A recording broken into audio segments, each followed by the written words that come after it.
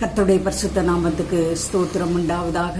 இந்த வேளையிலேயும் தேவனுடைய வசனத்தை தியானிக்கும்படியாய் கர்த்தர் கொடுத்த தருணத்துக்காய் நாம் கர்த்தரை நன்றியுள்ள ரீதியோடு ஸ்தோத்திரிப்போம். தேவ வசனத்தை தியானிக்கும் முன்பாய் நம்மை தேவ கரத்திலே ஒப்பு கொடுத்து நாம் ஜெபிப்போம். தேவ ஆவியானவர் தாமே நம்மளோடு கூட பேச இடைபட, தேவ நாமம் நம்மிலே மகிமைப்பட நாம் அர்ப்பணித்து ஜெபிப்போமா. கிருபையுள்ள நல்ல பிதாவே, நாங்கள் உம்மை நன்றியுள்ள ரீதியோடு ஸ்தோத்திரிக்கிறோம். ஆண்டவரே, நாங்கள் உம்மை துதிக்கிறோம். ஒரு விசை கூட நாங்கள் எங்களை தாழ்த்தி நாங்கள் அர்ப்பணிக்கிறோம். எங்களை பரிசுத்தப்படுத்தும், எங்களை சுத்திகரியும். முற்றுமுடிய உங்க நாமத்தை நாங்கள் மகிமைப்படுத்த தேவாவியானவர் எங்களுக்கு இரக்கம் செய்யும். அதற்காய் நாங்கள் உம்மை நன்றியுள்ள ரீதியோடு ஸ்தோத்திரிக்கிறோம். இரக்கத்தின் கரம் கூட இருக்கணுமே, அதற்காய் நாங்கள் உம்மை நன்றியுள்ள ரீதியோடு ஸ்தோத்திரிக்கிறோம். ஐயா, இப்பொழுதும் தியானிக்கிறதான ஒவ்வொரு வசனங்களும் ஆண்டவரே பேசுகிறதான அடிமைக்கும் கேட்கிற ஒவ்வொரு உள்ளங்களுக்கும் பிரயோஜனம் உண்டாக தேவாவியானவர் நீங்க வார்த்தைகளை தாங்க, அதற்காய் நாங்கள் உம்மை நன்றியுள்ள ரீதியோடு ஸ்தோத்திரிக்கிறோம். இரக்கம், கிருபை, தயவு, அன்பு கூட இருந்து முற்றுமுடிய உங்க நாமத்தை மகிமைப்படுத்த உதவி செய்யுங்க. எங்களோட பேசுங்க. முற்றிலுமாய் தாழ்த்தி உங்க கரத்திலே தருகிறோம். இயேசுவின் நாமத்தில் ஜெபம் கேளும் நல்ல பிதாவே, ஆமென், ஆமென். ஹல்லேலூயா. கர்த்தருடைய பரிசுத்த நாமத்துக்கு ஸ்தோத்திரம் உண்டாவதாக. இந்த வேளையிலேயும் அதாவது தியானிக்கும்படியாய் எடுத்துக்கொண்டதான வேத பகுதி சங்கீதம் 18:2, Psalms 18, 2nd verse. கர்த்தர் என் கன்மலையும் என் கோட்டையும் என் இரட்சகரும் என் தேவனும், நான் நம்பியிருக்கிற என் துருகமும் என் கேடகமும் என் இரட்சணிய கொம்பும் என் உயர்ந்த அடைக்கலமுமா இருக்கிறார். இந்த இடத்திலே தாவீது கர்த்தரை நோக்கி சொல்லுகிறதான ஒரு வார்த்தை என்னவென்று சொன்னால், கர்த்தர் என் கன்மலையும் என் கோட்டையும் என் இரட்சகரும் என் தேவனும், நான் நம்பியிருக்கிற என் துருகமும் என் கேடகமும் என் இரட்சணிய கொம்பும் என் உயர்ந்த அடைக்கலமுமாய் இருக்கிறார். சொல்லப்போனா மொத்தத்துல எல்லாவற்றிற்கும் எல்லாமுமாய் இருக்கிறார் என்பதை அந்த இடத்திலே அவர் எனக்கு போதுமானவராய் இருக்கிறார், அவர் மாத்திரம் எனக்கு போதும் என்கிறதான அந்த எண்ணத்தோடு கூட அவர் அங்கே சொல்லுகிறதை பார்க்கிறோம். அநேக காரியங்கள் எப்படியெல்லாம் கர்த்தர் அவருக்கு இருக்கிறார் என்பதை குறித்து அந்த இடத்துல சொல்லப்பட்டிருக்கு. அதுல முதல் வார்த்தை என்ன சொல்லப்பட்டிருக்கிறது என்று சொன்னால், கர்த்தர் என் கன்மலை என்று சொல்லப்படுகிறதை பார்க்கிறோம். அவர் கன்மலையாய் காணப்படுகிறார். நமக்கு கன்மலையாய் இருந்து அவர் எல்லாவற்றிற்கும் நமக்கு உதவியாய் இருக்கிறார், நமக்கு பக்கபலமாய் இருக்கிறார், நமக்கு அடைக்கலமாய் இருக்கிறார். பல விதத்திலே நமக்கு அவர் உதவி செய்கிறவராய் காணப்படுகிறார். தேவனுடைய பிள்ளைகளே, இந்த வேளையிலே அதாவது தாவீது சொன்னது போல கர்த்தர் ஆரம்பத்தில் இருந்து அநேக மலைகள் நிமித்தம் தம்முடைய ஜனத்துக்கு பல காரியங்களை அங்கே தெரியப்படுத்துகிறதை நாம் பார்க்கிறோம். பல காரியங்கள் அவங்க அந்த பர்வதங்கள் அல்லது மலைகள் நிமித்தமாய் கர்த்தர் அவர்களுக்கு இரக்கம் பாராட்டுகிறதை நாம் பார்க்கிறோம். தேவனுடைய பிள்ளைகளை, முதலாவதாய் நாம் பார்க்கும் பொழுது ஆதியாகமம் 8ஆம் அதிகாரம் 4ஆம் வசனத்தை நாம் வாசித்தோம் என்று சொன்னால், ஜெனிசிஸ் சாப்டர் 8 verse 4, 7ஆம் மாதம் 17ஆம் தேதியிலே பேழை அரராத் என்னும் மலைகளின் மேல் தங்கிற்று. இந்த வசனத்திலே நாம் வாசிக்கிறோம், 7ஆம் மாதம் 17ஆம் தேதியிலே பேழை அரராத் என்னும் மலைகளின் மேல் தங்கிற்று என்று சொல்லி அங்கே சொல்லப்படுகிறதை நாம் பார்க்கிறோம். தேவனுடைய பிள்ளைகளை, அதாவது நமக்கு இந்த சம்பவம் நன்றாய் தெரியும். ஆதியாகமம் 6ஆம் அதிகாரத்திலே ஜனங்கள் அக்கிரம மிகுதியானபடியினால் ஆண்டவர் அவர்களை அழிக்க திட்டமிட்டு, ஆனால் தேவனுக்கு பிரியமான நோவாவையும் அவனுடைய குடும்பத்தையும் காப்பாற்றும்படியாய் ஆண்டவர் அவனை ஒரு பேழையை உண்டு பண்ண சொல்லுகிறதை பார்க்கிறோம். அதே போல அவன் பேழையை உண்டு பண்ணி அவன் என்ன செய்கிறான் என்று சொன்னால், தானும் தன்னுடைய குடும்பமும் கர்த்தருடைய வார்த்தையின்படி தானும் தன் குடும்பமும் மிருக ஜீவன்கள், பறவைகள் முதல் கொண்டு அவர் என்னென்ன கட்டளையிட்டாரோ அத்தனை காரியத்தையும் அந்த பேழைக்குள்ளே சேர்க்கிறதை நாம் பார்க்கிறோம். தேவனுடைய பிள்ளைகளை, அதாவது ஈச் அண்ட் எவ்ரிதிங், எல்லாத்தையும் அவர் என்ன செய்தார், திட்டம் பண்ணி அவனுக்கு கொடுத்த அந்த காரியத்தை அப்படியே அவன் செய்தபடியினால் அவன் என்ன செய்தான், 40 நாள் இரவும் பகலும் பெய்த மழையிலே அவன் காப்பாற்றப்பட்டான் என்பதை நாம் அறிந்திருக்கிறோம். மற்ற எல்லா ஜனங்களும் அழிந்து போனார்கள். ஏன்னா நோவா 120 வருஷமாய் அவன் பிரசங்கம் பண்ணி அவனுடைய வார்த்தைக்கு ஒருவரும் என்ன செய்யவில்லை, செவி சாய்க்காதபடியினால் அத்தனை பேரும் அழிக்கப்பட்டு, ஆனால் நோவாவுக்கோ கர்த்தருடைய கண்களில் கிருபை கிடைத்தபடியினால் அவன் என்ன செய்தான், அவனும் அவனுடைய குடும்பமும் காக்கப்பட்டதை நாம் பார்க்கிறோம். இந்த மழையினால பூமியில் உள்ள சகல மலைகளும் மூடப்பட்டு இந்த அரராத் என்று சொல்லப்படுகிற அந்த மலையிலே போய் இந்த கப்பல் தட்டிற்று என்று சொல்லி அங்கே போய் தங்கினது என்று சொல்லி சொல்லப்படுகிறதை பார்க்கிறோம். அப்புறமும் பூமியில தண்ணி வடியாதபடியினால அவங்க காத்திருந்து கர்த்தருடைய திட்டத்தின்படி அவர்கள் சரியான நேரத்திலே வெளியிலே வருகிறதை நாம் பார்க்கிறோம். தேவனுடைய பிள்ளைகளை, இந்த அரராத் என்று சொல்லப்படுகிறதான இந்த, அதாவது மலை, அரராத் என்று சொல்லப்படுகிறதான மலை ஒரு பரிசுத்த பூமி என்று சொல்லி அங்கே சொல்லப்படுகிறதை நாம் பார்க்கிறோம். தேவனுடைய பிள்ளைகளை, அரராத் என்றாலே பரிசுத்த பூமி என்று சொல்லி அர்த்தம். அந்த பரிசுத்த பூமியிலே போய் இந்த கப்பல் தட்டிற்று என்று சொல்லி நாம் வாசிக்கிறோம். தேவனுடைய பிள்ளைகளை, அதனுடைய உயரம் 6000 அடி முதற்கொண்டு 7000 அடி உயரம் வரைக்கும் இருக்கும் என்று சொல்லி விஞ்ஞானிகள் சொல்லுகிறதை நாம் பார்க்கிறோம். தேவனுடைய பிள்ளைகளை, 6000 அடி முதல் 7000 அடி வரை, அதோடு மட்டும் அவ்வளவு உயரமான மலை என்று சொல்லப்படுகிறதை நாம் பார்க்கிறோம். அதோடு மட்டுமல்ல, ரஷ்யா இல்ல, ருஷியா, துருக்கி, பர்சியா, இந்த நாடுகளுக்கு இந்த மலை ஒரு எல்லையாய் காணப்படுகிறது என்று சொல்லி சரித்திரத்திலே நாம் வாசிக்கிறோம். தேவனுடைய பிள்ளைகளை, இந்த அரராத்து மலை அடிவாரத்துல தான் நோவா திராட்சை தோட்டத்தை என்ன செய்தாரா, நட்டார் என்று சொல்லப்படுகிறதை பார்க்கிறோம். திராட்சை தோட்டத்தை அவர் உருவாக்கினார் அல்லவா, இந்த அரராத்து மலையின் அடிவாரத்தில் தான் என்று சொல்லி அங்கே சொல்லப்படுகிறதை நாம் பார்க்கிறோம். தேவனுடைய பிள்ளைகளை, இப்பொழுது அந்த அரராத் என்று சொல்லப்படுகிற அந்த இடம் அர்மேனியா என்று சொல்லப்படுகிறதான அந்த மலை தேசமாய் அது இப்பொழுது காணப்படுகிறது என்று சொல்லி சொல்லப்படுகிறதை நாம் பார்க்கிறோம். இது உலகத்தின் நடு மையத்தில் உள்ளதான பகுதி என்று சொல்லப்படுகிறது.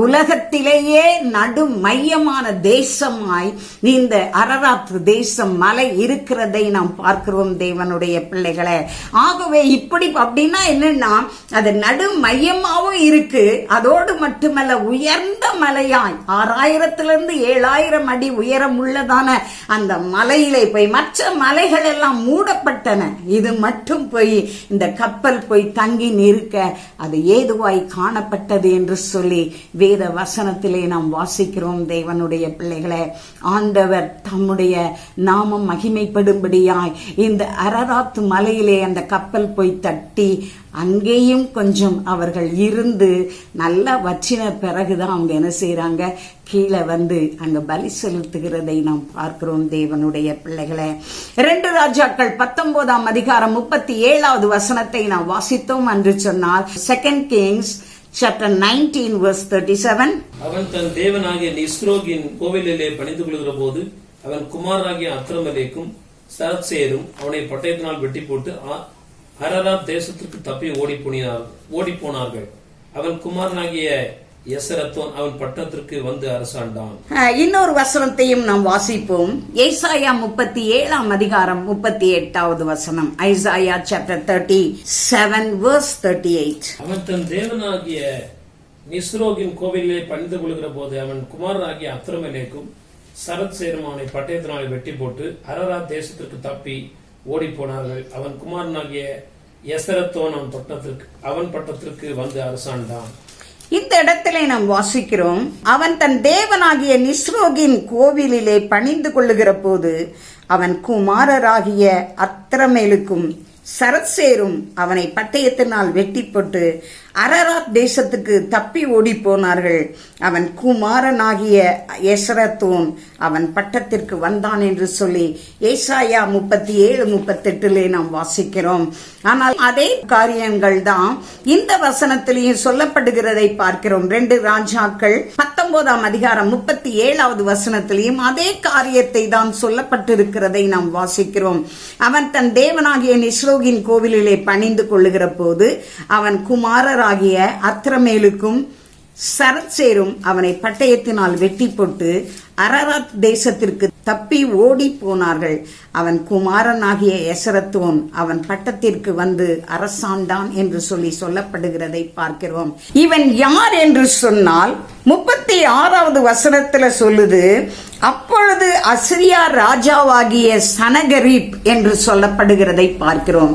இந்த அசிரியா ராஜாவாகிய சனகரீப் இவன் எசேக்கியா ராஜாவுக்கு விரோதமாய் அவன் என்ன செய்கிறான்? அவன் கடந்து வருகிறதை பார்க்கிறோம். அவன் சொல்றான், நக்கலா பேசலாம், ஆண்டவர் உனக்கு உதவி செஞ்சிருவார் நீ நினைக்காத. எத்தனையோ தேசங்களை நான் என்ன செய்தேன், நான் அதாவது கைப்பற்றி வந்திருக்கிறேன், ஆனாலும் உன்னையும் நான் இது பண்ணுவேன்னு சொல்லி அவன் என்ன செய்யறான், சொல்லி வருகிறதை பார்க்கிறோம். அப்பொழுது எசேக்கியா தேவனுடைய சமூகத்தை நோக்கி பார்க்கும் பொழுது கர்த்தர் அவனுக்கு இறங்குகிறதை பார்க்கிறோம்.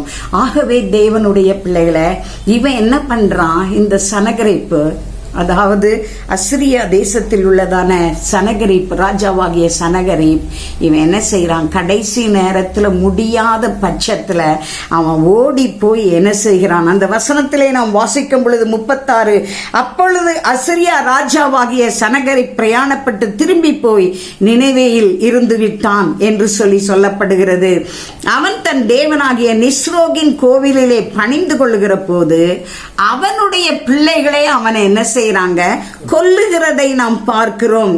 அவன் குமாரராகிய அத்ரமேலுக்கும் சரத்சேரும் அவனை பட்டயத்தினால் வெட்டி போட்டு அவங்க எங்க ஓடுறாங்கன்னா அரராத் தேசத்திற்கு தப்பி ஓடி போனார்கள் என்று சொல்லப்படுகிறது. அவன் குமாரனாகிய எசரத்தோன் அவன் பட்டத்திற்கு என்ன செய்தான், அவன் வந்து அரசாண்டான் என்று சொல்லி அங்கே சொல்லப்படுகிறதை பார்க்கிறோம். தேவனுடைய பிள்ளைகளை, அவனுடைய 2 பிள்ளைகளை அவனை கொன்னுட்டு அவங்க அரராத் என்கிறதான அந்த தேசத்திற்கு அவர்கள் ஓடி போகிறதை பார்க்கிறோம். காரணம் என்னவென்று சொன்னால், அங்கே அடைக்கல பட்டணமாய் அந்த அரராத் பட்டணம் அவர்களுக்கு காணப்பட்டது. அங்கே தப்பித்துக் கொள்ளும்படியாய் அங்கே ஓடி போய் அடைக்கலம் புகிறதை நாம் பார்க்கிறோம் தேவனுடைய பிள்ளைகளை. ஆகவே இந்த அரராத் தேசம் ஒரு பரிசுத்த பூமியாய் இருக்கிறபடியினால இந்த பரிசுத்த பூமியில இவங்க என்ன செய்யறாங்க, கர்த்தருக்கு பிரியமானவனாகிய தன்னுடைய தகப்பனையே அவர்கள் கொன்றுவிட்டு அவர்கள் ஓடி போய் என்ன செய்கிறார்கள், அரராத் தேசத்திலே அவர்கள் தஞ்சம் புகுகிறதை நாம் பார்க்கிறோம் தேவனுடைய பிள்ளைகளை. ஆகவே இந்த அரராத் தேசம் அல்லது அரராத் மலை என்று சொல்லப்படும் பொழுது அது ஒரு பரிசுத்த பூமி. அங்கே கடந்து செல்லும் பொழுது தேவனுக்கு பிரியமான காரியங்களை மாத்திரம் கர்த்தர் அங்கே நடப்பிப்பார் என்பதிலே சந்தேகம் இல்லை தேவனுடைய பிள்ளைகளை. 2வதாய் நாம் பார்க்கும்போது ஒரு மலையை குறித்து நாம் பார்ப்போம். ஆதியாகமம் 22ஆம் அதிகாரம் 2ஆம் வசனத்திலிருந்து 14ஆம் வசனம் வரைக்கும் நாம் வாசித்தோம் என்று சொன்னால், Genesis chapter 22 verse 2 to 14. அப்பொழுது அவர், உன் புத்திரனும் உன் ஏகசுதனும் உன் நேசகுமாரனாகிய ஈசாக்கை நீ இப்பொழுது அழைத்துக் கொண்டு மோரியா தேசத்துக்கு போய் அங்கே நான் உனக்கு குறிக்கும் மலைகள் ஒன்றின் மேல் அவனை தகனபலியாக பலியிடு என்றார். ஆபிரகாம் அதிகாலையில் எழுந்து தன் கழுதையின் மேல் சேனம் கட்டி தன் வேலைக்காரர்கள் 2 பேரையும் தன் குமாரன் ஈசாக்கையும் கூட்டிக் கொண்டு தகன பலிக்கு கட்டைகளையும் பிளந்து கொண்டு தேவன் தனக்கு குறித்த இடத்திற்கு புறப்பட்டு போனான். 3ஆம் நாளில் ஆபிரகாம் தன் கண்களை ஏறெடுத்து பார்த்து தூரத்திலே அந்த இடத்தை கண்டான். அப்பொழுது ஆபிரகாம் தன் வேலைக்காரை நோக்கி, நீங்கள் கழுதை நிறுத்தி இங்கே காத்திருங்கள், நானும் பிள்ளையாண்டானும் அவிடம் மட்டும் போய் தொழுது கொண்டு உங்களிடத்திற்கு திரும்பி வருவோம் என்றான். ஆபிரகாம் தகன பலிக்கு கட்டைகளை எடுத்து தன் குமாரனாகிய ஈசாக்கின் மேல் வைத்து தன் கையிலே நெருப்பையும் கத்தியும் எடுத்துக்கொண்டான். இருவரும் கூடி போனார்கள். அப்பொழுது ஈசாக்கு தன் தகப்பனாகிய ஆபிரகாமை நோக்கி, என் தகப்பனே என்றான். அதற்கு அவன், என் மகனே, இதோ இருக்கிறேன் என்றான். அப்பொழுது அவன், இதோ நெருப்பும் கட்டையும் இருக்கிறது, தகன பலிக்கு ஆட்டுக்குட்டி எங்கே என்றான். அதற்கு ஆபிரகாம், என் மகனே, தேவன் நமக்கு தகன பலிக்காக ஆட்டுக்குட்டியை பார்த்துக் கொள்வார் என்றார். அப்புறம் இருவரும் கூடி போய் தேவன் அவனுக்கு சொல்லியிருந்த இடத்துக்கு வந்தார்கள். அங்கே ஆபிரகாம் ஒரு பலிபீடத்தை உண்டாக்கி கட்டுகளை அடுக்கி தன் குமாரனாக ஈசாக்கை கட்டி அந்த பலிபீடத்தில் அடுக்கிய கட்டுகளின் மேல் அவனை கிடத்தினான். பின்பு ஆபிரகாம் தன் குமாரனை வெட்டும்படிக்கு தன் கையை நீட்டி கத்தி எடுத்தான். அப்பொழுது கர்த்தருடைய தூதனானவர் வானத்திலிருந்து, ஆபிரகாமே, ஆபிரகாமே என்று கூப்பிட்டார். அவன் இதோ அடியேன் என்றான். அப்பொழுது அவன், பிள்ளையாண்டான் மேல் உன் கையை போடாதே, அவனுக்கு ஒன்றும் செய்யாதே. நீ அவனை உன் புத்திரன் என்றும் உன் ஏக சுதன் என்றும் பாராமல் எனக்காக ஒப்புக் கொடுத்தபடினால் நீ தேவனுக்கு பயப்படுகிறவன் என்று இப்பொழுது அறிந்திருக்கிறேன் என்றார்.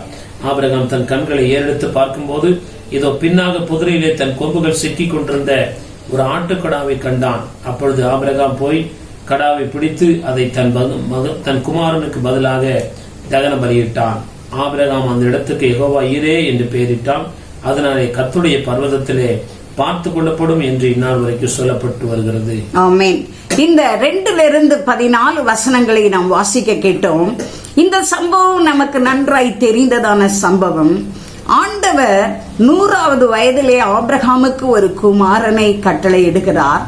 அவனை என்ன செய்கிறார் என்று சொன்னால், ஒரு குறிப்பிட்ட நேரத்திலே அவனை போய் நான் உனக்கு காண்பிக்கும் அந்த இடத்திலே போய், மலையிலே போய் நீ என்ன செய்ய, நீ அங்க அவனை தகன பலியிடு என்று சொல்லுகிறதை பார்க்கிறோம். 2வது வசனத்தை நாம் வாசித்தோம் என்று சொன்னால், அப்பொழுது அவர், உன் புத்திரனும் உன் ஏகசுதனும் உன் நேசகுமாரனுமாகிய ஈசாக்கை நீ இப்பொழுது அழைத்துக் கொண்டு மோரியா தேசத்துக்கு போய் அங்கே நான் உனக்கு குறிக்கும் மலைகள் ஒன்றின் மேல் அவனை தகன பலியாக பலியிடு என்றார் என்று சொல்லப்படுகிறதை பார்க்கிறோம். மோரியா தேசத்திலே காணப்படுகிறதான மலைகளில் ஒன்றில் நீ என்ன செய்ய, அவனை தகன பலியாக பலியிடு. உடனே அவன் என்ன செய்யறான், கட்டையையும் கத்தியையும் நெருப்பையும் அவன் எடுத்துக்கொண்டு போகிறதை பார்க்கிறோம். அப்பொழுது அவர்கள் 2 வேலைக்காரையும் கூட்டிட்டு போறாங்க. அவனை மலையின் அடிவாரத்துல நிக்க வச்சுட்டு இவங்க ஆபிரகாமும் ஈசாக்கும் மாத்திரம் கடந்து செல்லுகிறதை பார்க்கிறோம். அப்ப கூட ஈசாக்கு கேட்கிறான், அப்பா கத்தி இருக்கு, நெருப்பு இருக்கு, கட்டை இருக்கு, எங்க பலிக்கான ஆடுன்னு கர்த்தர் பார்த்து கொள்ளுவார். அதே மாதிரிதான் வேலைக்காரங்கிட்டே நானும் பிள்ளையாண்டானும் போய் திரும்ப வருவோம் என்று சொல்லுகிறதை பார்க்கிறோம். தேவனுடைய பிள்ளைகளை அப்படியாய் அவர்கள் கடந்து சென்று அங்கே ஆண்டவர் என்ன சொன்னாரோ அதன்படியாய் அவன் அந்த இடத்திலே என்ன செய்கிறான், மோரியா தேசத்தில் உள்ள மலைகளில் ஒன்றில் நீ என்ன செய்ய, பலியிடு என்று சொன்னதான அந்த ஆண்டவர் சொன்ன அந்த இடத்திற்கு அவன் என்ன செய்தான், அவன் கடந்து செல்லுகிறான். அங்க பலிபீடத்தை கட்டுறான். தான் பிள்ளைய என்ன செய்யறான், அவனை கட்டி அந்த பலிகளின் மேலே, அந்த கட்டைகளின் மேலே வைத்து அவனை ஓங்கி வெட்டுகிறதான, பலி செலுத்த வேண்டும் என்று சொல்லி ஓங்கி வெட்டுகிறதான அந்த நேரத்திலே அவர் சொல்லுகிறார், உன் கையை பிள்ளையாண்டான் மேல் போடாதே, இப்பொழுது நீ கர்த்தருக்கு பயப்படுகிறவன் என்று நான் அறிவேன் என்று சொல்லி அவர் என்ன செய்கிறார், அவனை அந்த காரியத்தில் இருந்து விலக்கி பக்கத்தில் உள்ளதான ஒரு ஆட்டுக்கடாவை அங்கே என்ன செய்கிறார், ஆண்டவர் காண்பிக்கிறதை நாம் பார்க்கிறோம். உடனே அவன் என்ன செய்யறான், எடுத்து அதை பலி செலுத்தி அவர்கள் கடந்து வருகிறதை நாம் பார்க்கிறோம். தேவனுடைய பிள்ளைகளை, இந்த மோரியா தேசத்தில் உள்ளதான மலை என்று சொல்லும் பொழுது ஆண்டவர் சொல்றாரு, நான் குறிக்கும் மலையின் மேல் உன் நேசகுமாரனை என்ன செய்ய, பலியிடு என்று சொல்லுகிறதை பார்க்கிறோம். அந்த மோரியா மலையிலேயே, மோரியா தேசத்திலேயே மோரியா மலை என்று சொல்லியும் ஒன்று உண்டு. அதாவது இது எருசலேம் பட்டணத்தில் உள்ளதான, அந்த இடத்துல என்ன சொல்லி இருக்குன்னா, எருசலேமின் மலைகள் சூழப்பட்ட இடம். இந்த எருசலேம் மலைகள் சூழப்பட்ட இடத்துலதான் கல்வாரி மலை, சீயோன் மலை, ஒலிவ மலை, மோரியா மலை என்று சொல்லி இன்னும் அநேக மலைகள் அங்கே இருக்கிறதை பார்க்கிறோம். ஒன்றோடு ஒன்று அது என்ன செய்து அப்படி இணைஞ்சு மொத்தமா அது மோரியா தேசத்தில் உள்ளதான மலைகள் என்று சொல்லப்பட்டாலும் அடுத்தடுத்து இது என்ன செய்கிறது, அது காணப்படுகிறது. எருசலேம் பட்டணத்தை சுற்றி உள்ளதான மலைகளாய் கல்வாரி மலை, சியோன் மலை, ஒலிவ மலை, மோரியா மலை என்று சொல்லி இதில் சொல்லப்படுகிறதை பார்க்கிறோம். இதுல அவன் மோரியா மலை என்ற இடத்துல தான் என்ன செய்தான், ஆண்டவராகிய இயேசு கிறிஸ்துவை பலியிட்டான் என்று சொல்லப்படுகிறதை நாம் பார்க்கிறோம் தேவனுடைய பிள்ளைகளை. அதோடு மட்டுமல்ல, இந்த கல்வாரி மலை இருந்ததிலேயே ஹை பீக், உயரமான கொடுமுடி என்று சொல்லப்படுகிறது. அந்த கொடுமுடியில தான் ஆண்டவராகிய இயேசு கிறிஸ்து என்ன செய்தார், நமக்காய் சிலுவையிலே மரித்தார் என்று சொல்லப்படுகிறதை நாம் பார்க்கிறோம் தேவனுடைய பிள்ளைகளை.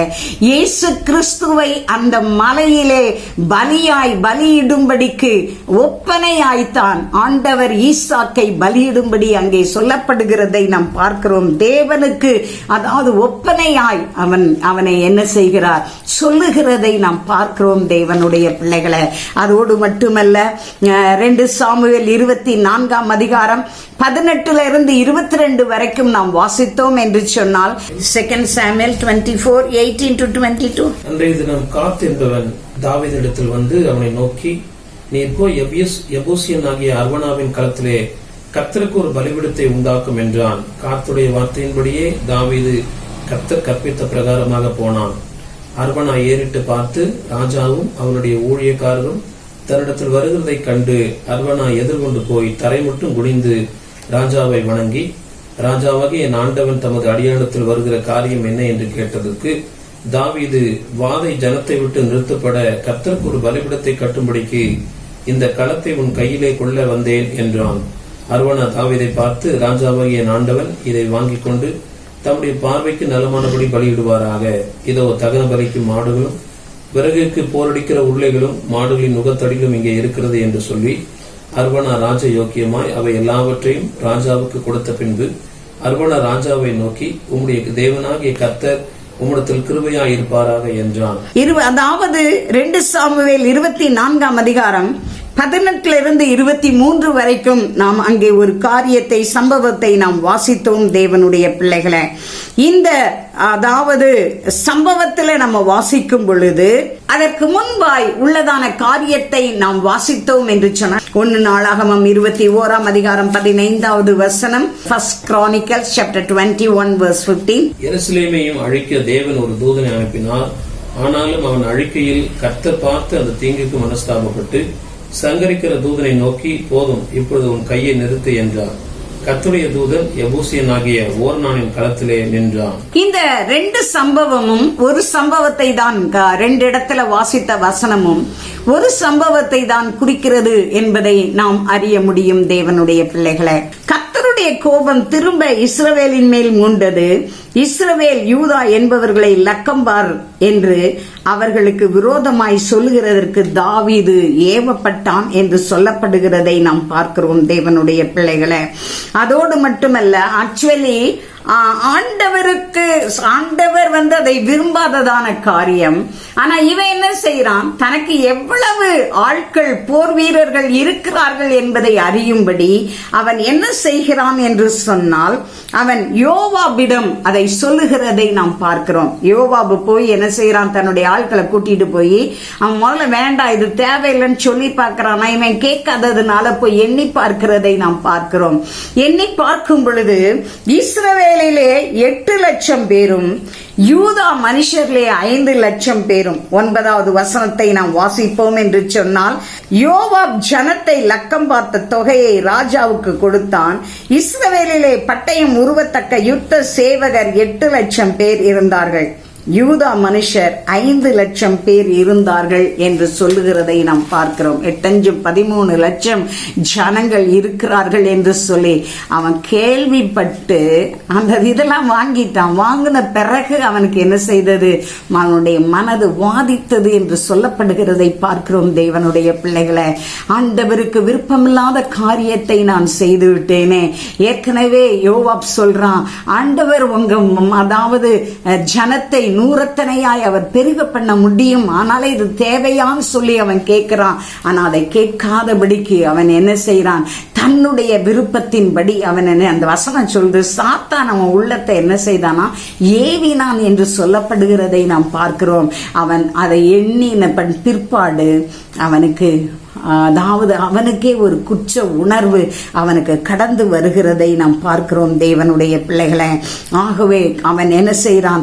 தாவீது 11வது வசனத்துல, தாவீது காலமே எழுந்திருந்த போது தாவீதின் ஞான திருஷ்டிக்காரனாகிய காத் என்னும் தீர்க்கதரிசிக்கு கர்த்தருடைய வார்த்தை உண்டாகி சொன்னது, நீ தாவீதினிடத்தில் போய் 3 காரியங்களை உனக்கு முன்பாக வைக்கிறேன், அவைகளில் ஒரு காரியத்தை தெரிந்து கொள், அதை நான் உனக்கு செய்வேன் என்று கர்த்தர் உரைக்கிறார் என்று சொல்வார். காத்து என்கிறதான அந்த தீர்க்கதரிசியை, ஞான திருஷ்டிக்காரனை கர்த்தர் என்ன செய்கிறார்? அவனிடத்திலே அனுப்பி அவனை எச்சரிக்கிறதை பார்க்கிறோம். 3 காரியத்தை உனக்கு முன்னால நான் வைக்கிறேன், இந்த 3ல நீ என்ன செய், உன்னை தெரிந்து கொள் என்று சொல்லி 13வது வசனத்திலே வாசிக்கும் பொழுது, அப்படியே காத்து தாவீதினிடத்தில் வந்து அவனை நோக்கி, உம்முடைய தேசத்திலே 7 வருஷம் பஞ்சம் வர வேண்டுமோ, அல்லது 3 மாதம் உம்முடைய சத்துருக்கள் உம்மை பின்தொடர நீர் அவர்களுக்கு முன்பாக ஓடி போக வேண்டுமோ, அல்லது உம்முடைய தேசத்திலே 3 நாள் கொள்ளை நோய் உண்டாக வேண்டுமோ, இப்பொழுதும் என்னை அனுப்பினவருக்கு நான் என்ன மறுஉத்தரவு கொண்டு போக வேண்டும் என்பதை நீர் யோசித்து பாரும் என்று சொன்னான். அப்பொழுது தாவீது காத்தை நோக்கி, கொடிய இடுக்கணில் அகப்பட்டிருக்கிறேன், இப்பொழுது நாம் கர்த்தருடைய கையிலே விழுவோமாக, அவருடைய இரக்கங்கள் மகா பெரியது, மனுஷர் கையில் விழாதிருப்பேனாக என்று சொல்லி அவன் இப்பொழுது உணர்கிறான். உணர்ந்து அவன் இன்னொரு வார்த்தை சொல்றான், பாவம் செஞ்சது நான் தான், ஆனா என்னுடைய ஆடுகள் என்ன செய்தது என்று சொல்லி அவன் வேதனைப்படுகிறதை நாம் பார்க்கிறோம். அங்கே ஆண்டவர் அங்கே கொடுக்கிறதான ஒரு பெரிய காரியம் என்னவென்று சொன்னால் 15வது வசனத்துல, அப்பொழுது கர்த்தர் இஸ்ரவேலிலே அன்று காலமே தொடங்கி குறித்த காலம் வரைக்கும் கொள்ளை நோயை வரப்பண்ணினார். அதனால் தான் முதல் பெயர்செபா மட்டுமுள்ள ஜனங்களில் 70,000 பேர் செத்து போனார்கள் என்று சொல்லப்படுகிறதை பார்க்கிறோம்.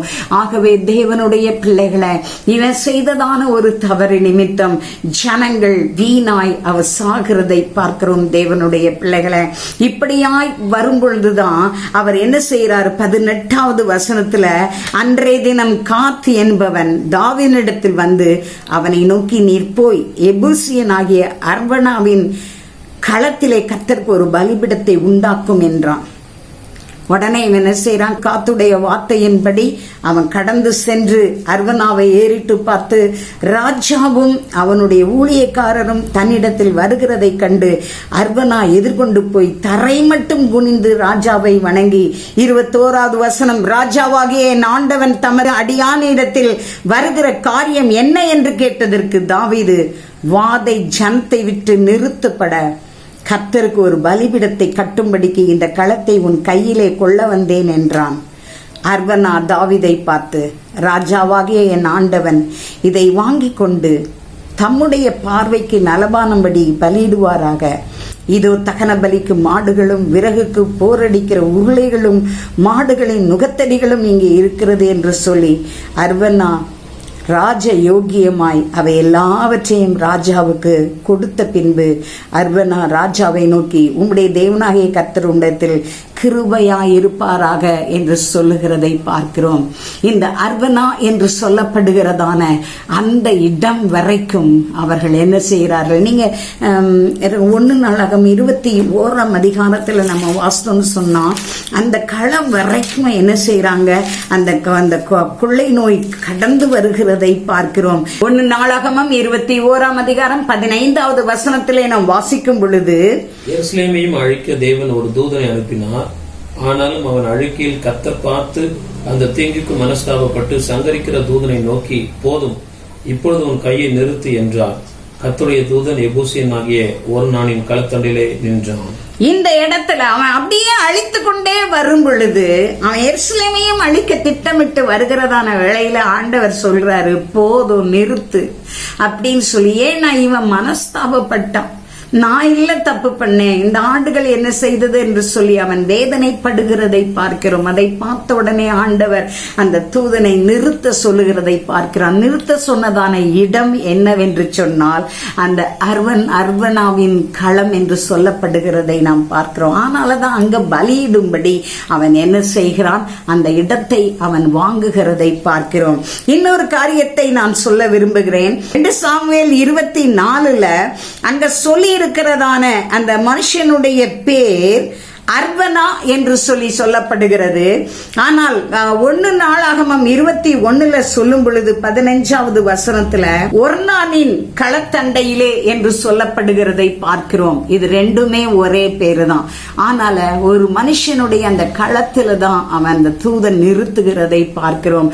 அந்த இடத்திலே பலியிடும்படிதான் அவன் என்ன செய்கிறான், அவன் அந்த இடத்தை வாங்கி பலியிடுகிறதை நாம் பார்க்கிறோம். தேவனுடைய பிள்ளைகளை, இந்த பலியிட்ட இடம் எது என்று சொன்னால் மோரியா மலை என்பதை நாம் மறந்து போக வேண்டாம். அந்த மோரியா தேசத்திலே தான் அவன் என்ன செய்தான், அவன் அந்த பகுதியில தான் அந்த சம்பவங்கள் நடக்கிறதை நாம் பார்க்கிறோம். தேவனுடைய பிள்ளைகளை, அதோடு மட்டுமல்ல 2 நாளாகமம் 3ஆம் அதிகாரம் 1வது வசனத்தை நாம் வாசித்தோம் என்று சொன்னால் 2 Chronicles chapter 3 verse 1. பின்பு சாலமோன் எருசலேமிலே தன் தகப்பனாகிய தாவீதுக்கு காண்பிக்கப்பட்ட மோரியா என்னும் மலையில் எபூசியன் ஆகிய ஓர்னானின் களம் என்னும் தாவீது குறித்து வைத்த ஸ்தலத்திலே கர்த்தருடைய ஆலயத்தை கட்டத் துவங்கினான். இந்த இடத்துல சொல்லப்பட்டிருக்கு, பின்பு சாலமோன் எருசலேமிலே தன் தகப்பனாகிய தாவீதுக்கு காண்பிக்கப்பட்ட மோரியா என்னும் மலையில் எபூசியன் ஆகிய ஒர்னானின் களம் என்னும் தாவீது குறித்து வைத்த ஸ்தலத்திலே கர்த்தருடைய ஆலயத்தை கட்ட துவங்கினான் என்று சொல்லப்படுகிறதை பார்க்கிறோம். எந்த இடத்துல கர்த்தர் அவர்களுக்கு ஒரு மீட்பை உண்டு பண்ணினாரோ, ஜனங்கள் சாகாதபடிக்கு நிறுத்தினாரோ, அதே இடத்துல மோரியா மலையில, அதாவது அந்த இடத்துல சொல்லியிருக்கு, மோரியா என்னும் மலையில் ஒர்னானின் களம், அந்த களத்துல என்ன செய்யறாரு, அதே இடத்துல அங்கே சாலமோன் ஆலயத்தை கட்டுகிறதை பார்க்கிறது. இவர் ஏற்கனவே பிளான் பண்ணாரு, ஆண்டவர் என்ன செய்யல, விடல. தாவீது என்ன செஞ்சாரு, தேவனுக்கு என்று ஆலயத்தை கட்டணும்னு விரும்பினாரு. ஆண்டவர் சொல்றாரு, நீ கட்ட மாட்ட, உன் மகன் தான் கட்டுவான். அதனால மகன் கட்டுறதுக்கு எல்லாவற்றையும் அவன் சேகரித்து வைத்தான் என்று சொல்லி வேதத்திலே நாம் வாசிக்கிறோம். தேவனுடைய பிள்ளைகளை, ஆகவே இந்த மோரியா மலையில தான் ஈசாக்கு பலியிடப்பட்டது. அதோடு மட்டுமல்ல, இந்த மோரியா மலையில தான் தேவன் அவர்களுக்கு என்ன செய்தார், ஒரு மீட்பை அவர்களுக்கு கட்டளையிட்டார். அதோடு மட்டுமல்ல, அதே இடத்துல சாலமோன் தேவனுடைய ஆலயத்தை கட்டினான் என்று சொல்லப்படுகிறதை நாம் பார்க்கிறோம். தேவனுடைய பிள்ளைகளை, 3வதாய் நாம் பார்க்கும் பொழுது யாத்ராகமம் 19ஆம் அதிகாரம் 2வது வசனத்தையும் 20வது வசனத்தையும் நாம் வாசிப்போம். Exodus chapter 19 verse 2 and 20. அவர்கள் ரெவிதீமிலிருந்து பிரயாணம் புறப்பட்டு சீனாய் வனாந்திரத்தில் சேர்ந்து அந்த வனாந்திரத்தில் பாளையம் இறங்கினார்கள். இஸ்ரவேலர் அங்கே மலைக்கு எதிராக பாளையம் இறங்கினார்கள். கர்த்தர் சீனாய் மலையில் உள்ள கொடுமுடியில் இறங்கின போது கர்த்தர் மோசேயை மலையின் கொடுமுடியிலே வரவழைத்தார். மோசே ஏறி போனான். இந்த 2 வசனங்களையும் நாம் வாசிக்க கேட்டோம். 2வது வசனத்துல அவர்கள் ரெவிதீமில் இருந்து பிரயாணப்பட்டு சீனாய் வனாந்திரத்தில் சேர்ந்து அந்த வனாந்திரத்தில் பாளையம் இறங்கினார்கள். இஸ்ரவேலர் அங்கே மலைக்கு எதிராக பாளையம் இறங்கினார்கள். இவங்க என்ன செய்யறாங்க, எகிப்திலிருந்து வந்து செங்கடெல்லாம் கடந்து வந்து கடைசியில் என்ன பண்றாங்க, சீனாய் வனாந்திரத்திலே வந்து அவர்கள் என்ன செய்கிறார்கள், பாளையம் இறங்குகிறதை பார்க்கிறோம். 20வது வசனத்துல நம்ம வாசிக்கும் பொழுது, கர்த்தர் சீனாய் மலையில் உள்ள கொடுமுடியில் இறங்கின போது கர்த்தர் மோசேயை மலையின் கொடுமுடியிலே வரவழைத்தார். மோசே ஏறி போனான் என்று சொல்லப்படுகிறதை பார்க்கிறோம். எதுக்குன்னு சொன்னா, ஆண்டவர் சில காரியங்களை அவனுக்கு கொடுக்கும்படியாய் சீனாய் மலையில தான் அவர் என்ன செய்தார், கட்டளைகளை அவர் கொடுத்ததை நாம், அதாவது யாத்திராகமம் 20ஆம் அதிகாரத்திலே நாம் வாசிக்க முடியும். அவர் மேலே ஏறி வா என்று சொல்லி 10 கட்டளைகளை அவர் என்ன செய்கிறார், தன்னுடைய விரலினால் அவர் என்ன செய்கிறார், எழுதி கொடுக்கிறதை நாம் பார்க்கிறோம். தேவனுடைய பிள்ளைகளை, அதோடு மட்டுமல்ல, அங்க சில பிளானையும் அவர் சொல்லுகிறத பார்க்கிறோம். இந்த 10 கட்டளையை மாத்திரம் சீனாய் மலையில சொல்லல, 10 கட்டளையை சொல்ல 40 நாள் தேவையா அப்படின்னு பார்த்தா அதுதான் இல்லை. அவர் அந்த 10 கட்டளையை மாத்திரமல்ல, அது அவர் தன்னுடைய விரலினாலே எழுதி கொடுத்தார் என்று சொல்லி வேதம் சொல்லி இருக்கிறது. ஆனா அதுக்கு பிறகு என்ன பண்ணார்னா, ஒரு 4 வசனத்தை நாம் வாசிப்போம். முதலாவது யாத்திராகமம் 25ஆம் அதிகாரம் 40வது வசனத்தை வாசித்தோம் சொன்னா, எக்ஸோடஸ் சாப்டர் 25 verse 40. மலையிலே உனக்கு காண்பிக்கப்பட்ட மாதிரியின்படியே அவைகளை செய்ய எச்சரிக்கையாயிரு. மலையிலே உனக்கு காண்பிக்கப்பட்ட மாதிரியின்படியே அவைகளை செய்ய எச்சரிக்கையாயிரு என்று சொல்லப்படுகிறதை நாம் பார்க்கிறோம். 26:30. இவ்விதமாக மலையின் மேல் உனக்கு காண்பிக்கப்பட்ட மாதிரியின்படியே வாசஸ்தலத்தை நிறுவுவாயாக. இந்த வசனத்துல வாசிக்கிறோம், இவ்விதமாக மலையின் மேல் உனக்கு காண்பிக்கப்பட்ட மாதிரியின்படியே வாசஸ்தலத்தை நிறுத்துவாயாக. அதோடு மட்டுமல்ல, 27:8 எக்ஸோடஸ் 27:8 நம்ம வாசித்தோம்னா, அதை உள் வெளிவிட்டு பலகையினால் பண்ண வேண்டும். மலையில் உனக்கு காண்பிக்கப்பட்டபடியே அதை பண்ண கடவர்கள். அதை உள் வெளிவிட்டு பலகைகளினாலே பண்ண வேண்டும். மலையில் உனக்கு காண்பிக்கப்பட்டபடியே அதை என்ன செய்ய வேண்டும்? பண்ண கடவர்கள் என்று சொல்லப்படுகிறதை பார்க்கிறோம். எபிரேயர் 8ஆம் அதிகாரம் 5வது வசனம். இவர்கள் செய்யும் ஆராதனை பரலோகத்தில் உள்ளவைகளின் சாயலுக்கும் நிழலுக்கும் ஒத்திருக்கிறது. அப்படியே மோசே கூடாரத்தை உண்டு பண்ண போகையில் மலையில் உனக்கு காண்பிக்கப்பட்ட மாதிரியின்படியே நீ எல்லாவற்றையும் செய்ய எச்சரிக்கையாயிரு என்று தேவன் அவனுக்கு கட்டளையிட்டார். எபிரேயர் 8ஆம் அதிகாரம் 5ஆம் வசனத்திலே நாம் வாசிக்க கேட்டோம், இவர்கள் செய்யும் ஆராதனை பரலோகத்தில் உள்ளவைகளின் சாயலுக்கும் நிழலுக்கும் ஒத்திருக்கிறது. அப்படியே மோசே கூடாரத்தை உண்டு பண்ண போகையில் மலையிலே உனக்கு காண்பிக்கப்பட்ட மாதிரியின்படியே நீ எல்லாவற்றையும் செய்ய எச்சரிக்கையாயிரு என்று தேவன் அவனுக்கு என்ன செய்தார்? கட்டளையிட்டார். நமக்கு நல்லா தெரியும், ஆசரிப்பு கூடார வேலை ஒரு சாதாரண வேலை அல்ல. அந்த ஒவ்வொரு அளவு, எந்த பலகையில எந்த இடத்துல எந்த பலகையை வச்சு செய்யணும், என்ன மேல மூடணும், பலிபீடம் எப்படி செய்யணும், கடல் தொட்டி எப்படி செய்யணும், அதனுடைய அளவுகள் என்ன, குத்து விளக்கு, சமூகத்தப்ப மேஜை, தூபபீடம், அதாவது உடன்படிக்கை பெட்டி என்று சொல்லி கூடாரத்தை பற்றியும் அதற்குள்ளதான ஒவ்வொரு பொருட்களின் அளவை குறித்தும் அவர் திட்டமாய் எதனால செய்யணும், எந்த அளவின்படி செய்யணும், என்னென்ன செய்யணும், எல்லாத்தையும் அவர் என்ன செய்தாரு? சொல்லி கொடுத்ததை பார்க்கிறோம். அத்தனையும் அவர் என்ன செய்யறாரு? மனசுல வச்சுட்டு 4 தடவை ஞாபகப்படுத்துறார் ஆண்டவர். உனக்கு மலையில காண்பிக்கப்பட்டதான அந்த மாதிரியின்படி நீ என்ன செய், அதை செய் என்று சொல்லப்படுகிறதை பார்க்கிறோம். காரணம் என்னன்னா, எபிரேயர் 8:5 நம்ம வாசித்தோம், இவர்கள் செய்யும் ஆராதனை பரலோகத்தில் உள்ளவைகளின் சாயலுக்கும் நிழலுக்கும் என்ன செய்திருக்கிறது? ஒத்திருக்கிறது. பரலோகத்தில் எப்படி ஆராதிக்கிறார்களோ அதை போல பூலோகத்திலும் ஆராதிக்க வேண்டும் என்கிறதான அந்த எண்ணத்தோடு கூட அவர் என்ன செய்கிறார்? அங்கே சொல்லுகிறதை நாம் பார்க்கிறோம். தேவனுடைய பிள்ளைகளை, தேவன் அதை அழுத்தி அழுத்தி சொல்றாரு. நீங்க இதெல்லாம் யோசித்தீங்கன்னு சொன்னா 40 நாள் எப்படிதான் அவர் அவ்வளத்தையும் விவரித்து சொன்னாரோ தெரியாது. அத்தனையும் அவர் என்ன செய்தார்? மனதிலே வைத்தவராய் இங்கே வந்து அப்படியே தேவன் சொன்னதான அந்த காரியத்தின்படியே அவர் இங்கே ஆசரிப்பு கூடாரத்தை கட்டுகிறதை நாம் பார்க்கிறோம். தேவனுடைய பிள்ளைகளை, சீனாய் மலையிலே அவர் கட்டளையை கொடுத்தார். ஆசரிப்பு கூடாரத்தின் மாதிரியை கொடுத்தார். பரலோகத்தின் ஆராதனை பூலோகத்திலே நடக்க வேண்டும் என்கிறதான ஒரே நோக்கத்தோடு அங்கே ஆண்டவர் மோசேயினிடம் சொல்லுகிறதை நாம் பார்க்கிறோம். அதே மாதிரி அவன் என்ன செய்தான்? தேவனுடைய பிள்ளைகளை, அதாவது தேவன் சீனாய் மலையிலே தன்னுடைய திட்டத்தை, தன்னுடைய ஜனங்க எப்படி ஆராதிக்க கட்டளை, அதாவது கை கொள்ள வேண்டிய கட்டளைகள் எல்லாவற்றையும் அவர் அங்கே சீனாய் மலையிலே அவர் கொடுக்கிறதை நாம் பார்க்கிறோம். தேவனுடைய பிள்ளைகளை, கர்த்தர் தம்முடைய திட்டத்தை சீனாய் மலையிலே மோசேக்கு சொல்லுகிறதை நாம் பார்க்கிறோம். 4வதாய் நாம் பார்க்கும் பொழுது யாத்ராகமம் 3ஆம் அதிகாரம் 1வது வசனமும் 12வது வசனமும். Exodus chapter 3 verse 1 and 12. மோசே மீதியான் தேசத்து ஆசாரியனாயிருந்த தன் மாமனாகிய எத்ரோவின் ஆடுகளை மேய்த்து வந்தான். அவன் ஆடுகளை வனாந்தரத்தின் பிற்புறத்திலே ஓட்டி தேவ பர்வதமாகிய ஓரேப் மட்டும் வந்தான். அதற்கு அவர், நான் உன்னோட இருப்பேன். நீ ஜனத்தை எகிப்திலிருந்து அழைத்து வந்த பின் நீங்கள் இந்த மலையிலே தேவனுக்கு ஆராதனை செய்வீர்கள்.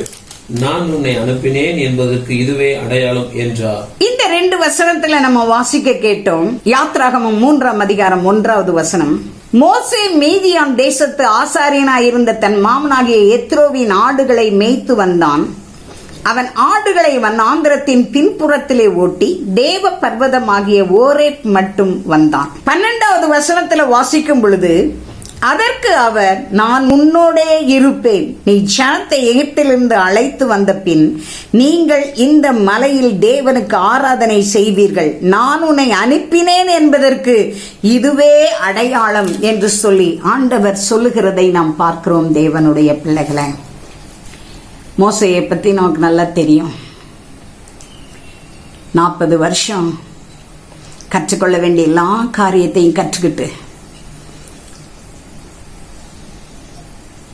மோசேயினுடைய பெத்த தாய் பிரமாணங்களையும் நியாய பிரமாணங்களையும் எல்லாத்தையும் சொல்லி கொடுத்துட்டாங்க.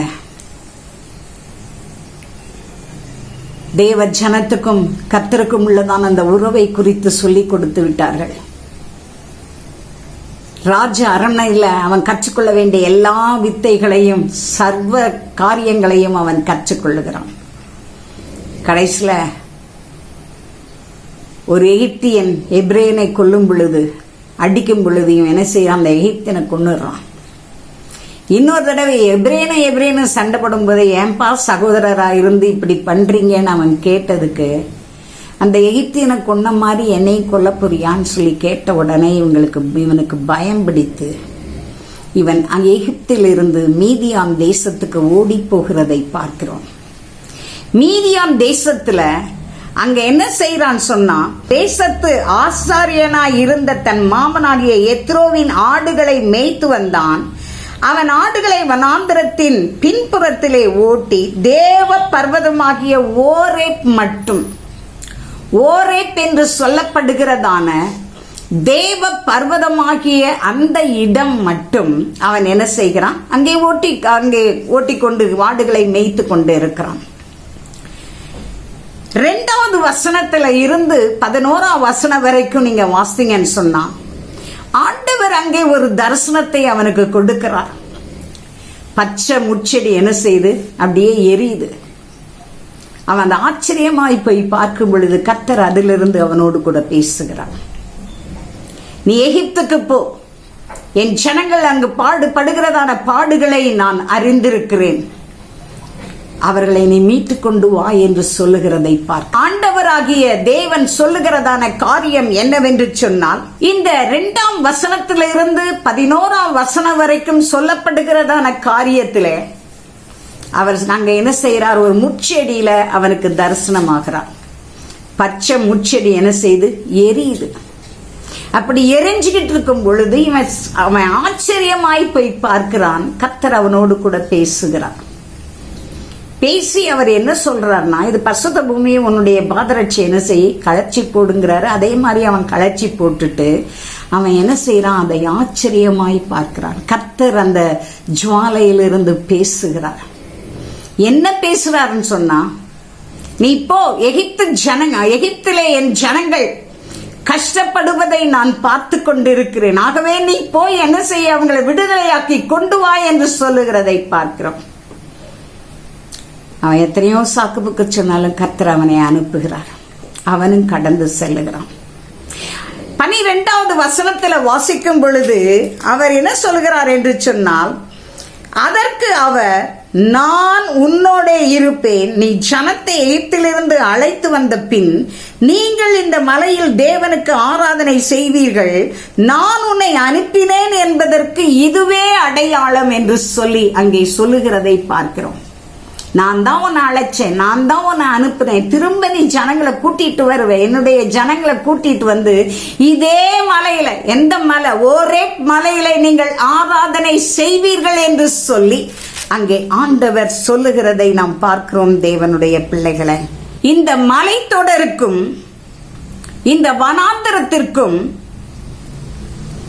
சீனா என்றும் ஓரேப் என்றும் பெயர் என்று சொல்லப்படுகிறதை பார்க்கிறோம். இந்த ஓரேப் இந்த வனாந்திரத்தின் மேற்கு பக்கத்தை என்ன செய்கிறதா, குறிக்கிறது என்று சொல்ல. சீனாய் மலை அப்படியே அந்த மேற்கு பகுதியில் வரும் பொழுது அது ஓரேப் மலை என்று சொல்லப்படுகிறதை நாம் பார்க்கிறோம். தேவனுடைய பிள்ளைகளை, இதுல வந்து நீங்க ஆராதிப்பீங்க, நான் தான் உன்னை அனுப்புறேன், நீ ஜனங்களை மீட்டுட்டு வருவ, இந்த இடத்துல நீங்க ஆராதிப்பீங்க, இதுவே ஒரு அடையாளம் என்று சொல்லி ஆண்டவர் அங்கே சொல்லுகிறதை பார்க்கிறோம். ஓரேப் மலையிலே அவர்கள் ஆராதிப்பார்கள் என்று சொல்லி கர்த்தர் சொல்லுகிறதை பார்க்கிறோம். ஒரு ஆராதனைக்குரிய இடமாய் அந்த இடம் காணப்படுகிறது. யாத்ராகமம் 17ஆம் அதிகாரம் 6வது வசனத்தை நாம் வாசித்தோம் என்று சொன்னால், எக்ஸோடஸ் சாப்டர் 17 verse 6, அங்கே ஓரேபிலே நான் உனக்கு முன்பாக கன்மலையின் மேல் நிற்பேன், நீ அந்த கன்மலை அடி, அப்பொழுது ஜனங்கள் குடிக்க அதிலிருந்து தண்ணீர் புறப்படும் என்றார். அப்படியே மோசே இஸ்ரவேல் மூப்பரின் கண்களுக்கு முன்பாக செய்தான். இங்க 1வது வசனத்துல வாசிக்கும் பொழுது, பின்பு இஸ்ரவேல் புத்திரராகிய சபையார் எல்லாரும் கர்த்தருடைய கட்டளையின்படியே சீன் வனாந்திரத்தில் இருந்து புறப்பட்டு பிரயாணம் பண்ணி ரெவிதீமிலே அந்த வந்து பாளையம் இறங்கினார்கள். அங்கே ஜனங்களுக்கு குடிக்க தண்ணீர் இல்லாதிருந்தது. உடனே ஜனங்கள்லாம் முறுமுறுக்கிறாங்க. மோசே ஆண்டவர்கிட்ட போய் சொல்றான். ஆண்டவர் சொல்றாரு, நான் போய் ஓரேப் மலையில என்ன செய்யறேன், அங்க நிக்கிறேன். அந்த வசனத்தை நாம் வாசித்தோம் என்று சொன்னால் 5வது வசனம், அப்பொழுது கர்த்தர் மோசேயை நோக்கி, நீ இஸ்ரவேல் மூப்பரில் சிலரை உன்னோட கூட்டிக் கொண்டு நீ நதியை அடித்த உன் கோலை உன் கையிலே பிடித்து கொண்டு ஜனங்களுக்கு முன்னே நடந்து போ. 6வது வசனம், அங்கே ஓரேபிலே நான் உனக்கு முன்பாக கன்மலையின் மேல் நிற்பேன், நீ அந்த கன்மலையை அடி, அப்பொழுது ஜனங்கள் குடிக்க அதிலிருந்து தண்ணீர் புறப்படும் என்றார். அப்படியே மோசே இஸ்ரவேல் மூப்பரின் கண்களுக்கு முன்பாக செய்தான் என்று சொல்லப்படுகிறதை பார்க்கிறோம். தண்ணி இல்லாம அவங்க கஷ்டப்பட்டு மோசேக்கு விரோதமாய் பேசுகிறதான வேளையிலே மோசே ஆண்டவரை நோக்கி பார்க்கிறான். ஆண்டவர் சொல்றாரு, உனக்கு முன்னால நான் ஒரே மலையில போய் என்ன செய்வேன், நிற்பேன். நீ சில மூப்பர்களை கூட்டிட்டு வந்து உன் கையில இருக்கிறதான அந்த கோலை, அந்த வசனம் சொல்லுது, நீ அந்த கன்மலையை அடி, அப்பொழுது ஜனங்கள் குடிக்க அதிலிருந்து தண்ணீர் புறப்படும் என்றார். அவன் கொண்டு போன 5வது வசனத்துல, நீ நதியை அடித்த உன் கோலை உன் கையிலே பிடித்து கொண்டு போ. நதியை அடிச்சாரு, அந்த கோலை வச்சுதான் செங்கடல் என்ன செய்தார், செங்கடலுக்கு நேரா நீட்டுனாரு. அதையே வச்சு நீ என்ன செய்த கன்மலையை அடின்னு சொல்றாரு. அதே மாதிரி அடித்தான் தண்ணீர் வருகிறதை பார்க்கிறோம். தேவன் ஜனங்களுக்கு ஓரேப் மலையிலிருந்து தண்ணீரை அவர் கொடுக்கிறதை நாம் பார்க்கிறோம். தேவனுடைய பிள்ளைகளை, ஓரேப் மலையிலே ஆராதனை செய்வதோடு மட்டுமல்ல, அவர்களுடைய தாகம் தீர்க்கப்படுகிறதை நாம் பார்க்கிறோம். 3வதாய் நாம் பார்க்கும் பொழுது அதிலே யாத்ராகமம் 33ஆம் அதிகாரம் 6வது வசனத்தை நாம் வாசித்தோம் என்று சொன்னால், எக்ஸோடஸ் சாப்டர் 33 verse 6, ஆகையால் இஸ்ரவேல் புத்திரர் ஓரேப் மலை அருகே தங்கள் ஆபரணங்களை கழற்றி போட்டார்கள்.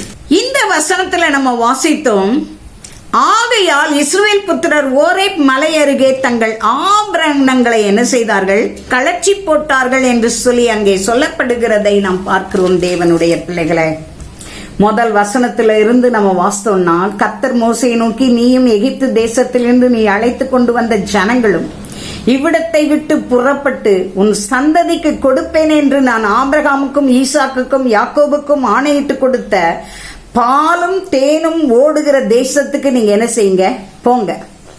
நான் ஒரு தூதனை உங்களுக்கு முன்பாக அனுப்பி கானானியரையும் எமோரியனையும் ஏத்தியனையும் பெருசியனையும் ஏவியனையும் எபூசியனையும் துரத்தி விடுவேன். நான் சொல்ற மாதிரி நீங்க போங்க. கானான் தேசத்தை, ஏன்னா ஆபிரகாமுக்கு, ஈசாக்குக்கு, யாக்கோபுக்கு நான் கொடுத்த அதே வாக்குத்தத்தத்தை உங்களுக்கு தர நீங்க புறப்பட்டு போங்க. அங்க போன உடனே அங்க உள்ளதான ஜாதிகளை நான் துரத்தி விடுவேன்.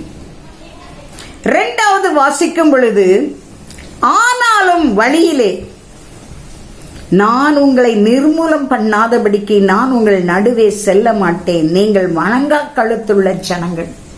அது அடிக்கடி ஆண்டவருக்கு தெரியும். எதையாவது நன்மையான காரியத்தை செஞ்ச ஆண்டவரேன்னு விழுகிறது. அதுக்கப்புறம் திரும்ப தங்களுடைய இச்சையின்படி அவர்கள் கடந்து செல்லுகிறார். இப்படிப்பட்டதான சூழ்நிலையில ஆண்டவர் சொல்றாரு, நீங்க வணங்கா கழுத்துள்ள ஜனங்கள், ஆனால நான் என்ன செய்வேன், உங்களுக்கு முன்னாடி செல்ல மாட்டேன். உடனே ஜனங்களுக்கு வருத்தம் உண்டாயிருது. அவங்க என்ன செய்யறாங்கன்னு சொன்னா, 4வது வசனம், துக்கமான இவ்வார்த்தைகளை ஜனங்கள் கேட்டபோது ஒருவரும் தங்கள் ஆபரணங்களை போட்டுக் கொள்ளாமல் துக்கித்துக் கொண்டிருந்தார்கள் என்று சொல்லப்படுகிறதை பார்க்கிறோம்.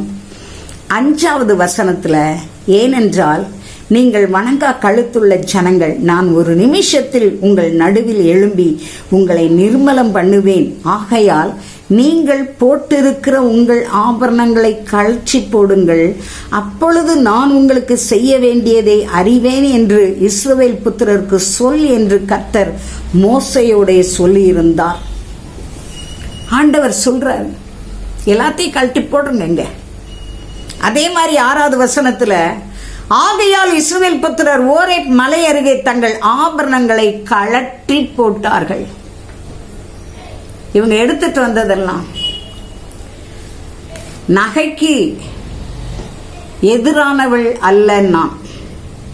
ஆனால் அதே சமயத்தில் நான் சொல்லுகிறதான காரியம், பழைய காலத்தில் உங்களுக்கு தெரியும், எல்லா விக்கிரகங்களையும் அவர்கள் பதக்கங்களாய், காதணி பதக்கத்துல, இப்படி பல காரியங்களில் அவங்க விக்கிரகங்களை தாங்கள் அணிந்து கொள்வதாய் நினைத்து அந்த விக்கிரகங்கள் வடிவத்திலேதான் அவர்கள் நகைகளை செய்தார்கள். இது நமக்கே தெரியும். அதுக்கப்புறம் கொஞ்ச நாள் நீங்க பார்த்தீங்கன்னு சொன்னா, ஃப்ளவர்ஸ், டைமண்ட் மாதிரி ஏதோ சில இதெல்லாம் வந்துச்சு, பேட்டர்ன்லாம். திரும்ப நீங்க இப்ப பார்த்தீங்கன்னு சொன்னா,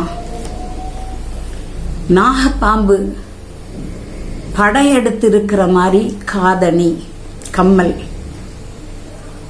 அதே மாதிரி பதக்கம். மீண்டும் அந்த விக்கிரகங்கள் இந்த நாளிலே அது என்ன செய்ய ஆரம்பிக்கிறது, எழும்ப ஆரம்பித்து விட்டது. மற்றவங்க வாங்குறது மாதிரி நம்ம ஜனங்களும் என்ன செய்யறாங்கன்னா, அதுல என்ன டிசைன், என்ன போட்டிருக்குன்னு சொல்லி அறியாம, டிசைன் நல்லா இருக்கு, அவங்க வாங்கினாங்க, இவங்க வாங்கினாங்க, நல்லா இருக்குன்னு சொல்லி அதை வாங்கி அணிகிறதை நாம் பார்க்கிறோம்.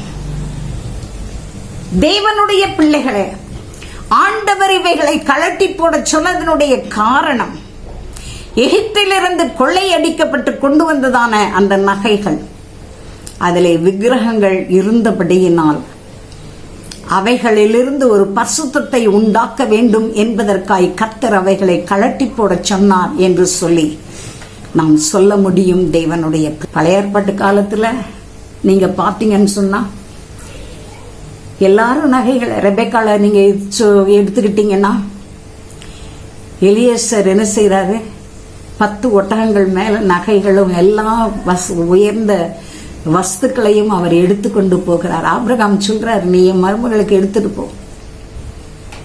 10 ஒட்டகங்கள் அவர் எடுத்துட்டு போறார். அதே மாதிரி பழைய ஏற்பாட்டு ஸ்திரீகள் எல்லாருமே நகை அணிந்தவர்கள்.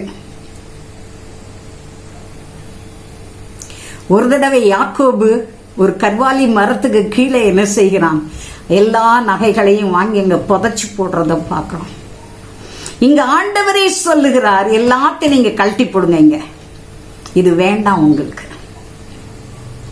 தேவனுடைய பிள்ளைகளே, நீங்கள் எந்த விதத்தில் இதை எடுத்துக்கொள்வீர்களோ எனக்கு தெரியாது. ஆனால் சில சமயத்திலே இந்த நகை என்று சொல்லப்படுகிறதான இந்த காரியங்கள், ஆபரணங்கள் விக்கிரகத்தை அணிந்து கொள்ளும் விதத்திலே வழி நடத்துகிறது என்பதை மறந்து போக வேண்டாம். நீங்க அதை நல்லா யோசித்து பாருங்க. அந்த நிலைமையிலிருந்து உங்களுக்கு ஒரு பரிசுத்தம் தேவை. கர்த்தர் இரக்கம் செய்யும்படியாய் அந்த ஓரை மலையில தான் என்ன செய்யறாங்க, இவங்க எல்லாவற்றையும் என்ன செய்யறாங்க, கலற்றி போடுகிறதை பார்க்கிறோம். அவங்க அப்படி செஞ்சபடியினால ஆண்டவர் அவர்களுக்கு 3 காரியங்களை செய்கிறதை பார்க்கிறோம். மற்ற ஜனங்களை துரத்தி விடுவேன் என்று சொல்லப்பட்டது போல அவர்களை துரத்தி விடுகிறார். வழியிலே நிர்மூலமாகாதபடிக்கு கர்த்தர் அவர்களை பாதுகாக்கிறார். நான் செய்ய வேண்டியதை நான் அறிவேன். நான் இன்னும் உனக்கு என்ன செய்யணுமோ அதை நான் செய்வேன். நீ என்னுடைய விருப்பத்தை செஞ்சேன்னா நான் உன் விருப்பத்தை செய்வேன் என்று சொல்லி அவர் சொல்லுகிறதை பார்க்கிறோம். தேவனுடைய பிள்ளைகளை தேவன் தாமே இரக்கம் பாராட்டி தாவீது சொல்றாரு, அவர் என் கண்மலை. சங்கீதம் 18:2 அவர் என்னுடைய கண்மலையாயிருக்கிறார். அவர் இன்றைக்கும் நமக்கு கண்மலையாயிருக்கிறார். ஆனால் பழைய ஏற்பாட்டு ஜனங்களுக்கு ஒவ்வொரு மலையின் நிமித்தமும் ஒவ்வொரு அற்புதங்களை அவருடைய வாழ்க்கையிலே நடத்தி கொண்டு வருகிறதை பார்க்கிறோம். நமக்கு கிறிஸ்துவாகிய கண்மலை எல்லா நன்மைகளையும் எல்லா அற்புதங்களையும் அடையாளங்களையும் அவர் செய்கிறதை பார்க்கிறோம். புதிய ஏற்பாட்டு விசுவாசிகளுக்கு ஒரே ஒரு கண்மலை தான். பழைய ஏற்பாட்டு விசுவாசிகளுக்கு அவங்கவுங்க எந்தெந்த இடத்துக்கு போனாங்களோ அதுக்கு ஏற்ற மாதிரி அநேக மலைகள். அந்த மலை நிமித்தம் கர்த்தர் அவர்களுக்கு பல காரியங்களை செய்தார். ஆனால் நமக்கு தேவன் இயேசு கிறிஸ்துவாகிய அவரே கண்மலையாயிருக்கிறார். தேவன் நமக்கு இரக்கம் பாராட்டும்படியாய், ஆண்டவரே நீங்க தான் எங்களுக்கு எல்லாம், ஆண்டவரே நீங்க எங்களுக்கு உதவி செய்யுங்க என்று சொல்லி தேவ சமூகத்திலே நம்மை அர்ப்பணிக்கும் பொழுது கர்த்தர் நிச்சயமாய் நமக்கு உதவி செய்ய அவர் போதுமானவராயிருக்கிறார். ஜெபிப்போமா. கிருபையுள்ள நல்ல பிதாவே, நாங்கள் உம்மை நன்றியுள்ளத்தோடு ஸ்தோத்திரிக்கிறோம். ஒரு விசை கூட ஆண்டவரே உங்க வல்லமையின் கரத்துக்குள்ளாய் நாங்கள் ஒப்புக்கொண்டிருக்கிறோம். இந்த நாளிலேயும் சங்கீதக்காரன் சொல்லுகிறார், நீர் என்னுடைய கண்மலை. ஆமாண்டவரே, நீர் எங்களுடைய கண்மலை ஆண்டவரே, பிளவுண்ட மலை ஆண்டவரே, புகலிடமானவர் அப்பா. நீர் ஒருவரே எங்களுக்கு எல்லாவற்றிற்கும் எல்லாமுமாய் இருக்கிறபடியினால் நாங்கள் உம்மை துதிக்கிறோம். இந்த வேளையிலேயும் ஆண்டவரே ஒரு 4 மலைகளை குறித்து இந்த வேளையிலே தியானிக்க நீங்க உதவி செய்தீங்க. அந்த 4 மலைகளிலேயும் கர்த்தர் தம்முடைய பிள்ளைகளுக்கு அவர் நீர் போதுமானவராய் எந்த மலையை கொண்டு என்னத்தை செய்யணுமோ அதை அவர்களுக்கு செய்தீரே, அதற்காய் நாங்கள் உம்மை துதிக்கிறோம். வல்லமையின் கரத்துக்குள்ளாய் ஒப்புக்கொண்டிருக்கிறோம். ஆண்டவரே மக்கு ஸ்தோத்திரம். உங்க நாமம் உயர்த்தி காட்டப்பட எங்களை அர்ப்பணிக்கிறோம். நீர் ஒருவரே எங்களுக்கு போதுமானவர். வல்லமையின் கரத்துக்குள்ளாய் அர்ப்பணிக்கிறோம். இயேசுவின் நாமத்தில் ஜெபம் கேளும் நல்ல பிதாவே, ஆமென், ஆமென். என் ஆத்துமாவே கர்த்தரை ஸ்தோத்திரி, என் முழு உள்ளமே அவருடைய பரிசுத்த நாமத்தை ஸ்தோத்திரி. என் ஆத்துமாவே கர்த்தரை ஸ்தோத்திரி, அவர் செய்த சகல உபகாரங்களையும் மறவாதே. ஆமென். நம்முடைய கர்த்தராகிய இயேசு கிறிஸ்துவின் கிருபையும் பிதாவாகிய தேவனுடைய அன்பும் பரிசுத்த ஆவியானவருடைய அருள்மைக்கும் சமாதானம் சந்தோஷமும் மீண்டும் மீண்டும் அனைவரோடும் நம்மோடும் நம்முடைய குடும்பங்களோடும் நம்முடைய ஊழியங்களோடும் கர்த்தருடைய வருகை விருந்து நிலைத்திருப்பதாக. ஆமென், ஆமென். ஹல்லேலூயா, ஹல்லேலூயா, ஹல்லேலூயா. கர்த்தர் நம்மை ஆசீர்வதிப்பாராக. ஆண்டவருடைய நாமம் மகிமைப்படுவதாக. எங்களுக்காக இந்த ஊழியங்களுக்காய் தொடர்ந்து ஜெபித்துக் கொள்ளுங்கள். நாங்கள் உங்களுக்காய் தொடர்ந்து ஜெபிக்கிறோம். இந்த ஊழியங்களுக்காய் உதவி செய்கிற, தாங்குகிற, கொடுக்கிற, ஜெபிக்கிற, உழைக்கிற ஒவ்வொருவருக்கும் எங்களுடைய நன்றி வாழ்த்துக்களை தெரிவித்துக் கொள்கிறோம். கர்த்தருடைய நாமம் மகிமைப்படுவதாக. எங்களுடைய சபையானது பெங்களூர் பட்டத்தில் உள்ள லிங்கராஜபுரம் என்ற பகுதியில ஹென்னூர் மெயின் ரோட்டில் உள்ள SBI பேங்குக்கு முன்பதாக உள்ள ஷோபா ஸ்டோருடைய முதல் மாடியிலே காணப்படுகிறது. முதல் ஆராதனை காலை 7 மணி முதல் 8:30 மணி வரை உள்ளது. பின்பு 9 மணி முதல் 10 மணி வரை youth meeting, Sunday class, adult class போன்ற ஊழியங்கள் இருக்கிறது. 10 மணி முதல் 11:30 மணி வரை 2வது ஆராதனை இருக்கிறது. வார நாட்கள்ல செவ்வாய்க்கிழமை பைபிள் ஸ்டடி இருக்கிறது. மாலை 7 மணி முதல் 8 மணி வரை முடிந்தவர்கள் கலந்து கொண்டு கர்த்தருடைய ஆசீர்வாதத்தை பெற்றுக் கொள்ளுங்கள். அதே போல சனிக்கிழமை காலை 10 to 12 மணி வரை உபவாச கூட்டம் இருக்கிறது. நீங்கள் உபவாச கூட்டத்துக்கு வருவீர்கள் என்றால் நிச்சயமாய் நாம் சேர்ந்து ஜெபிப்போம். நீங்கள் எந்த ஆலயத்துக்கும் செல்லவில்லை என்றால் நீங்கள் தயவு செய்து இங்கே வந்து எங்களோட கலந்து கொண்டு கர்த்தருடைய ஆசீர்வாதங்களை பெற்றுக்கொள்ள முடியாய் இயேசு கிறிஸ்துவின் நாமத்தினால் உங்களை அன்பாய் அழைக்கிறோம். ஆண்டவருடைய நாமம் மையப்படுவதாக. இந்த சேனலை சப்ஸ்கிரைப் செய்யாதவர்கள் சப்ஸ்கிரைப் செய்து கொள்ளுங்கள். கமெண்ட் பகுதியிலே கர்த்தர் உங்களோடு பேசின வார்த்தை இருக்கும் என்றால் அதை கமெண்ட் பகுதியிலே நீங்கள் வெளிப்படுத்துங்கள். அது மாத்திரமல்ல, தேவனுடைய வார்த்தையை நீங்களுடைய நண்பர்களுக்கும் மற்றவர்களுக்கும் ஷேர் செய்யும் போது கர்த்தர் நிச்சயமாய் உங்களை ஆஸ்வதிப்பார். ஆண்டவருடைய நாமம் மையப்படுவதாக. அவசர ஜெப தேவைகளுக்கு எங்களுடைய போன் நம்பர் கொடுக்கப்பட்டிருக்கிறது. அப்படியா நீங்கள் போன் செய்வீர்கள் என்றால் நாங்கள் உங்களுக்காக எப்பொழுதும் ஜெபிக்க ஆயத்தமாக இருக்கிறோம். கர்த்தர் தாமே நம்மை ஆஸ்வதிப்பாராக. ஆமேன், ஆமேன்.